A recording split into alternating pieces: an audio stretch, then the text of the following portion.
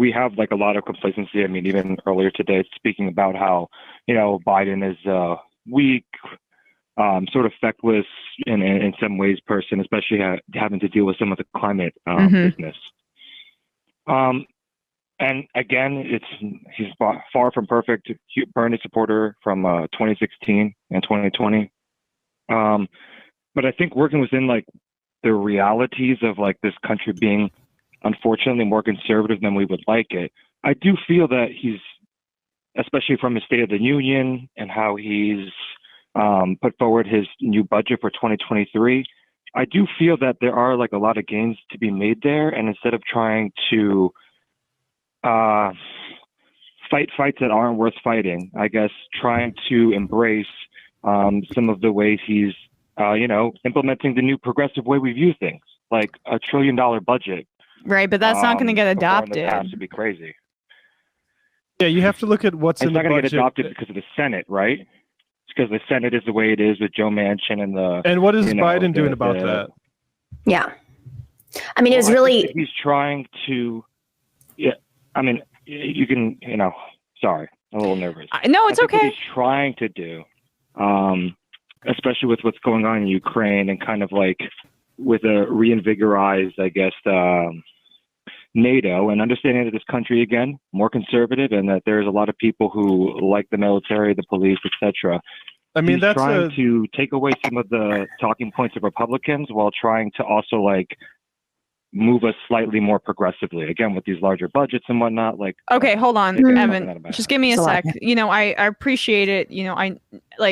I have a disagreement with you on one thing, on a few things, but I will say, in terms of Ukraine, I think on this program, we've said that a lot of the restraint that he showed in terms of escalating rhetoric and like no-fly zones and some of the crazier hawks in this country, he's been very, I think, measured in that way. And I've appreciated that. Plus, the Afghanistan withdrawal, those are two things that are tangible, and we're right. The way that he's now basically stolen Afghanistan's money as their population is starving. I don't know how one can defend that, Evan, So, but to your point about the State of the Union, which I think you're getting at here, when he went out of his way to go and say, fund the police, and I'm against defund the police over and over. Secure the border. Right. Okay. Well, on the defund point, it's literally like saying, I'm not a crook, right? Or it's bringing up something that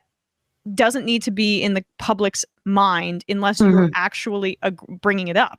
Like, Biden was convinced by purple district Democrats that this was a political liability for them, when there's like very little evidence to suggest that, frankly. And so he went out of his way to kick the left and also remind any of those voters that he thinks are on the fringe, this is a part of the conversation. Defund the police is something I feel I need to distance myself from. So he didn't need to bring that up. It was gratuitous. And I think it was counterproductive for his purposes and also a needless way to kick the left. You didn't need to bring that up. And it played into the Republicans' hands. I mean, I'll disagree with another point in that the country isn't more conservative than we think. It's gerrymandered to be more conservative than we think. And frankly, when Democrats don't operate in pretty much like 90% of the country at all, like barely any parties or infrastructure or money flowing in, they're only investing in these purple districts. It's an illusion of this concept that the country is more conservative. Now, meanwhile, the Republicans are doing all that they can through, I hate to go back to like crypto fascism, but yeah, they're trying to get another generation to become more conservative, to pull away from leftist policies.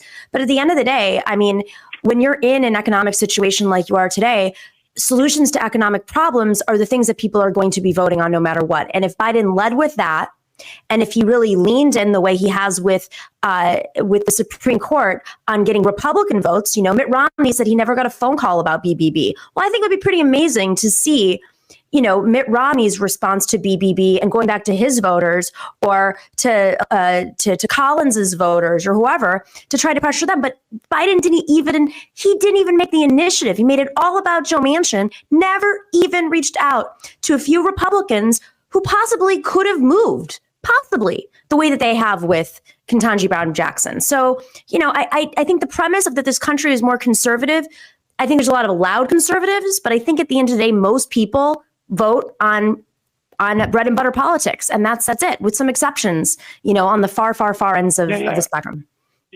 If I could just push back a little bit, it's not to say that, like, for example, like I do think that, like, in this country there are, like, a lot more people who have more progressive values who may not vote or may vote another way because of, like, their lived experience. They're not, like, they don't have, like, the time to, like, look into these things, right?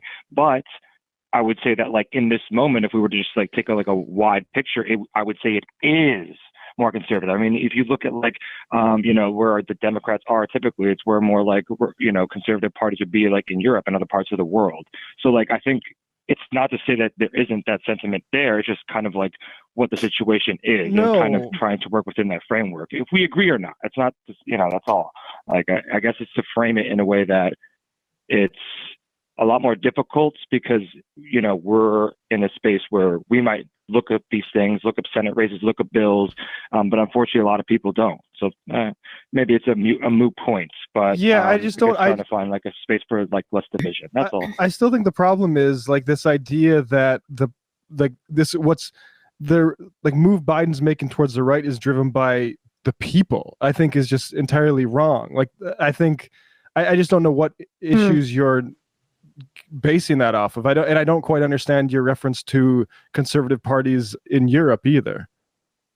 Like, we have two parties here that are to the right of the populists. I'm speaking like, it's more just broadly. It's more like just like a broad sentiment. Like, if you were to take, like, some of the more right wing parties that aren't, like, they look at, like, our Republicans here and say, like, those guys are kind of batshit. The point being that, like, more of the Democrats would be. That's all. It's not to, like, argue. I guess I'm just trying to, like, flesh things out. That's all. But even that's a little, like, off. I think we as Americans, the center left parties in most of Europe, depending on which country, obviously, are actually pretty in line with. I mean, they've made a neoliberal pact. You look at the Labour Party that's been in power, with the exception to the Corbyn wing, or you look at the center left party in Greece or center left parties in Italy. You look at center left parties in France. They are actually pretty much in line, with the exception to maybe climate change. With the Democratic establishment, that's why you have further left parties, branching off. But again, it's like, that's not what we're dealing with right now. We're dealing with, we have to pressure our president to act on issues. It's great to propose things, but at the end of the day, you got to pass it. And if you can't pass it, that's it. Yeah, a State of the Union and a hypothetical budget are nothing. They're absolutely nothing. But I appreciate the call, Evan, and no need to be nervous. Thanks. Not at all, Good conversations.